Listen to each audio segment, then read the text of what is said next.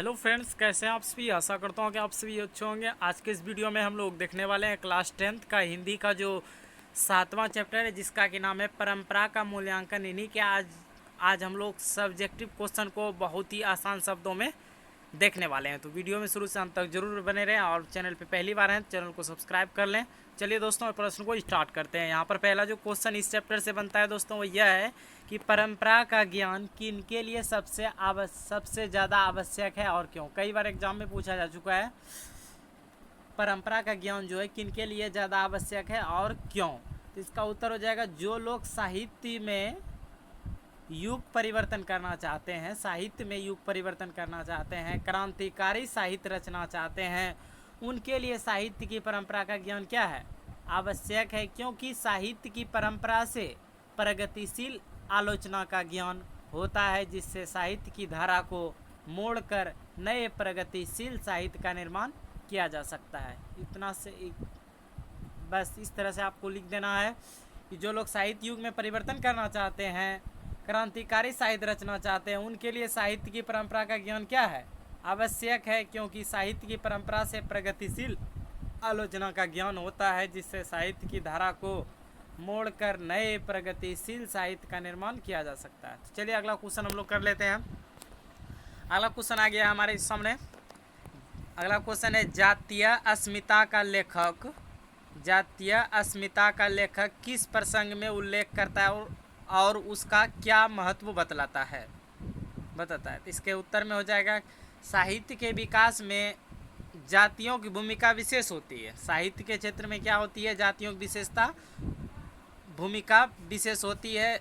जन समुदाय जब एक व्यवस्था से दूसरी व्यवस्था में प्रवेश करते हैं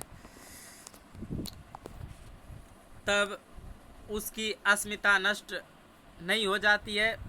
मानव समाज बदलता है और अपनी पुरानी अस्मिता कायम रखता है। जो तत्व मानव समुदाय को एक जाति के रूप में संगठित करते हैं, उनमें इतिहास और सांस्कृतिक परंपरा के आधार पर निर्मित यह अस्मिता का ज्ञान अत्यंत महत्वपूर्ण है। जातीय अस्मिता साहित्य परंपरा के ज्ञान का वाहक है। इस तरह से इसका उत्तर हो जाएगा दोस्तों। अगला क्वेश्चन कर लेते हैं। अगला जो क्वेश्चन है वह है किस तरह समाजवाद हमारी राष्ट्रीय आवश्यकता है, इस प्रसंग में लेखक के विचारों पर प्रकाश डालें। तो इसके उत्तर में देखिए किस तरह से लिखेंगे कि लेखक के अनुसार पूंजीवादी व्यवस्था में शक्ति का अपव्यय होता है। देश के साधनों का सबसे अच्छा उपयोग समाजवादी व्यवस्था में ही संभव है। अनेक छोटे बड़े राष्ट्र समाजवादी व्यवस्था कायम करने के बाद पहले की अपेक्षा अधिक शक्तिशाली हो गए। भारत की राष्ट्रीय क्षमता का पूर्ण विकास समाजवादी व्यवस्था में ही संभव है। वास्तव में समाजवाद हमारे राष्ट्रीय क्या है, आवश्यकता है। इस तरह से ये जो तीसरा प्रश्न हमारा होता है क्लियर। अगला क्वेश्चन कर लेते हैं। अगला जो क्वेश्चन वो यह है परंपरा के मूल्यांकन में साहित्य के वर्गीय आधार का विवेक लेखक क्यों महत्वपूर्ण मानता है। तो वही उत्तर में लिखेंगे लेखक के अनुसार परंपरा के मूल्यांकन में साहित्य के वर्गीय आधार का ज्ञान महत्वपूर्ण है। इसका मूल्यांकन करते हुए सबसे पहले हम उस साहित्य का मूल्य निर्धारित करते हैं जो शोषण वर्गों के विरुद्ध जनता के हितों को प्रतिबिंबित करता है। इसके साथ हम उस साहित्य पर ध्यान देते हैं जिसकी रचना का आधार शोषित जनता का क्या है, श्रम है। इस तरह से इसका उत्तर हो गया। अगला क्वेश्चन है साहित्य के निर्माण में प्रतिभा की भूमिका स्वीकार करते हुए लेखक किन खतरों से आगाह करता है। तो लेखक साहित्य के निर्माण में प्रतिभाशाली मनुष्य की भूमिका निर्णायक मानता है, लेकिन उन्होंने इस संबंध में सावधान किया है कि ये मनुष्य जो डरते हैं वह स्व अच्छाई होता है, यह आवश्यक नहीं। उनके श्रेष्ठ रचना में दोष नहीं हो सकते, ऐसी कोई बात नहीं। उनके कृतित्व को दोष मुक्त मान लेना साहित्य के विकास में खतरनाक सिद्ध हो सकता है। प्रतिभाशाली मनुष्य की अद्वितीय उपलब्धि के बाद कुछ नया और उल्लेखनीय करने की गुंजाइश बनी रहती है। चलिए अगला क्वेश्चन हम लोग कर लेते हैं। अगला जो क्वेश्चन भैया है साहित्य का कौन सा पक्ष अपेक्षाकृत अस्थायी होता है, इस संबंध में लेखक की राय स्पष्ट करें। आंसर में होगा साहित्य मनुष्य के संपूर्ण जीवन से संबंधित है। साहित्य क्या है? मनुष्य के संपूर्ण जीवन से संबंधित है। आर्थिक जीवन के अलावा मनुष्य एक प्राणी के रूप में भी अपना जीवन बिताता है। साहित्य में उसकी बहुत सी आदिम भावनाएं प्रतिफलित होती है जो उसे प्राणी मात्र से जोड़ती है। इस बात को बार बार कहने में कोई हानि नहीं है कि साहित्य विचारधारा मात्र नहीं है। सच में मनुष्य का इंद्रिय बोध, उसकी भावना व्यंजित होती है। साहित्य का यह पक्ष अपेक्षाकृत अस्थायी होता है।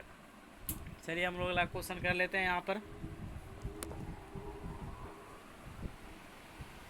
अगला जो क्वेश्चन वह यह है, बहुजातीय राष्ट्र की हैसियत से कोई भी देश भारत का मुकाबला नहीं कर सकता, इसके प्रसंग में लेखक क्या करते हैं? इसका उत्तर जो होगा वो इस तरह से होगा, संसार का कोई भी देश बहुजातीय राष्ट्र की हैसियत से इतिहास को ध्यान में रखे तो भारत का मुकाबला नहीं कर सकता है। यह राष्ट्रीयता एक जाति द्वारा दूसरी जाति पर राजनीति प्रभुत्व कायम करके स्थापित नहीं हुई, वह मुख्यतः संस्कृति और इतिहास की देन है। इस देश की तरह अन्यत्र साहित्य परंपरा का मूल्यांकन महत्वपूर्ण नहीं है। अन्य देश की तुलना में इस राष्ट्र के सामाजिक विकास में कवियों की विशिष्ट भूमिका है।